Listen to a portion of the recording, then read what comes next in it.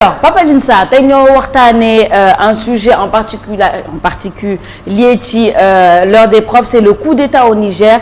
Ndax CEDEAO war na intervenir. CEDEAO joxoon na ultimatum waa Niger pour le rétablissement du président Bazoum. Ultimatum bi jeex na. Quelle est la suite? Dama lay bàyyi nga tàmbali waxtaan bi ak professeur. Oui, exactement. La suite mooy jeudi bi le 10 août CEDEAO war nañoo gisantewaat lu naan toogaat xool yan méthode la ñuy utiliser foofu nga xam ni ci Niger ginnaaw Mohamed Bazoum bu ñu ko defee coup d'état nag nekk ci Afrique loo xam ni ci jamono ji soo moytuwul mooy jëw raw gàddu yi ci lii nga xam ni mooy élection parce que gis nañ ko ci Guinée gis nañ ko ci Burkina gis nañ ko fii nga xam ni également mooy ci Mali Niger daal ci topp.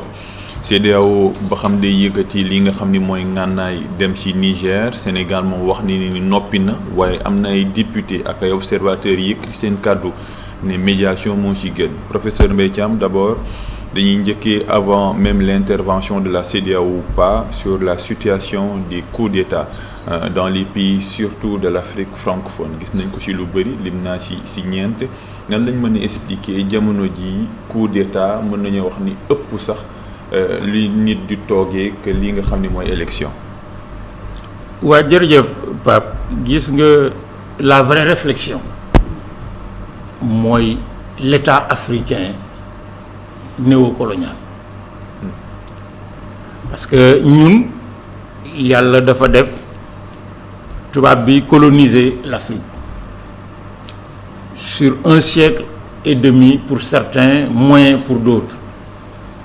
Taxawal fi forme d'État, organiser le territoire, les populations, l'économie sur le modèle européen, français, anglais ou autre. Bi colonisation bi jeexee ñu àbb leen ñoom seen forme d'État bi ñu amoon yore ci suñu réew yi moo tax 60 ans après pareeguñu amul benn État africain en dehors de quelques rares exemples boo xam ne taxawal nañu un État africain nag boobu dégg ma di ko wax du État boo xam ne bii yoonu kenn nekku ci parce que africains yi duñu ay nit yu taqalikook yeneen nit yi nit ñu weex ñeeg ñu jaune ñeeg kii mais État dama jàpp ne li ci gën a am solo mooy xeet sàngam ci territoire sàngam ci contexte ci période sàngam seen développement ak seen bëgg-bëgg ak seen pas-pas lan la leen may ci ñu war a organiser ci seen biir nu ñuy dëkke nu ñuy yorente loolu nag c'est parce que defuñu ko que depuis l'indépendance en dehors du Sénégal foofu dem juróomi at yu nekk état bi daanu ay militaires jël ko jékki-jékki militaires yi ko jëloon summi seen i kaki sol costume ne dootuñu militaire yeneen militaire daane leen ñuy jàpp loolu c'est pas une nouvelle. Les coups d'État interviennent en Afrique parce que man dama jàpp ne c'est un des facteurs de l'inachèvement du processus de construction d'un véritable État africain.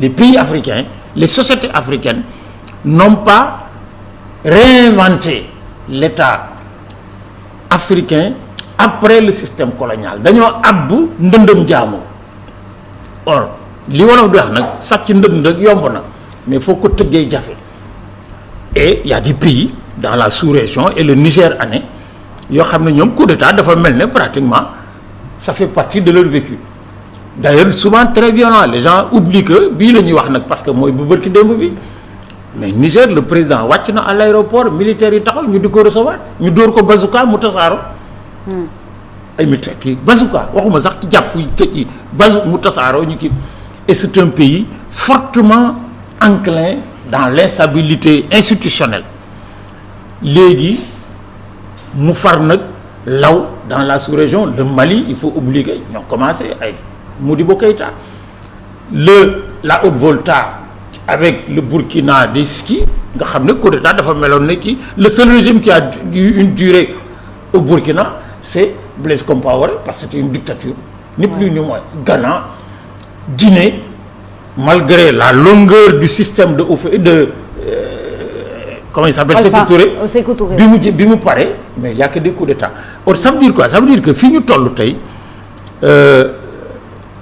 le choix qui semble être proposé à l'Afrique de l'Ouest entre l'impérialisme russe, l'impérialisme chinois ou l'impérialisme occidental, c'est pas des choix.